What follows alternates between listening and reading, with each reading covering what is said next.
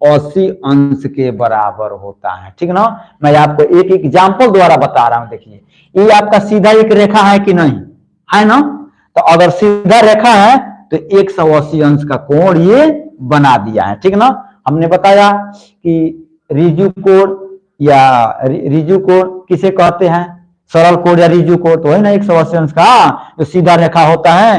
तो मान लीजिए सीधा रेखा है तो 180 का है, और इसको अगर इस पर कोई रेखा नहीं है तो 180 हुआ। और जैसे ही एक रेखा इसको काटता है तो देखिए इसमें दो कोण बन जाता है। बनता कि नहीं बनता है, देखिए ना आप वहीं देखिए, पहली रेखा अकेले था तो 180 का अंश का कोण बना था, 180 अंश का। अब इसके बाद क्या हुआ, बाद में एक रेखा आया और क्या कि इसको काटते हुए निकल गया। तो 180 में देखिए दो भाग हुआ कि नहीं हुआ, दो भाग हुआ, एक भाग इधर हो गया और एक भाग इधर हो गया। ये हुआ आपका आसन कोण। ठीक ना, तो देखिए अब आप समझ गए होंगे, आप तो होशियार व्यक्ति हैं, समझ जाएंगे, मुझे विश्वास है कि आप समझ जाएंगे।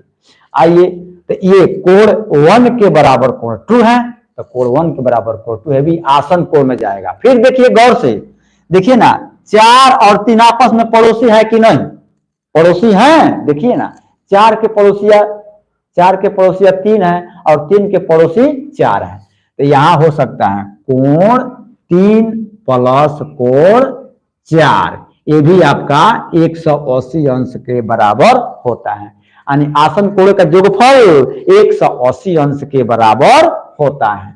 तो अब देखिए 1 के पड़ोसी 2 हो गया और 4 के पड़ोसी 3 हो गया, तो 1 और 2 आसन कोण हुआ और 4 और 3 ये भी आपके आसन कोण ही हुआ। इसके बाद गौर से देखिए दोस्त, क्या 2 और 3 पड़ोसी है कि नहीं, हो सकता है, क्या है, एकदम दिखाई दे रहा है 2 और 3 भी पड़ोसी है, ये भी आपके आसन कोण में आ जाएगा। कोण 2 के आसन कोण यानी मिलेगा बनाने के लिए कोण 2 में, तो कौन मिलेगा, 3 मिलेगा। फिर एक तरह से और देखिए, क्या 1 और 4 आसन कोण है कि नहीं, ये भी तो पड़ोसी है। यहां देखिए आसन कोण कोण 1 प्लस कोण 4, तो ये भी आपके जो आसन कोण होगा ना तो 180 अंश के बराबर होता है। ठीक ना, तो इसी तरीका से आप समझ जाएंगे कोण 6 कोण 5 आसन कोण है, कोण 7 कोण 8 आसन कोण है, कोण 8 कोण 5 आसन कोण है, कोण 7 कोण 6 ये भी आसन कोण है।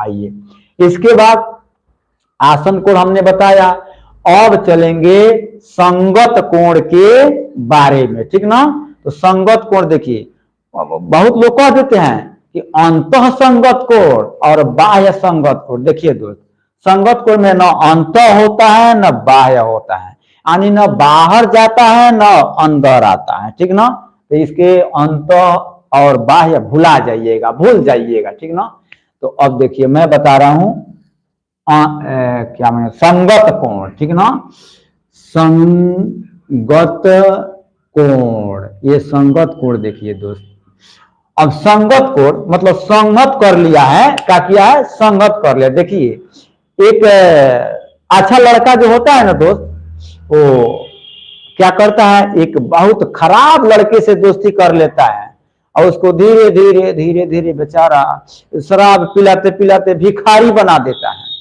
और कोई अच्छा लड़का होता है और अच्छे व्यक्ति से दोस्ती करता है तो धीरे धीरे उसको राय करते करते बताते बताते मार्गदर्शन कराते कराते उसको अमीर बना देता है।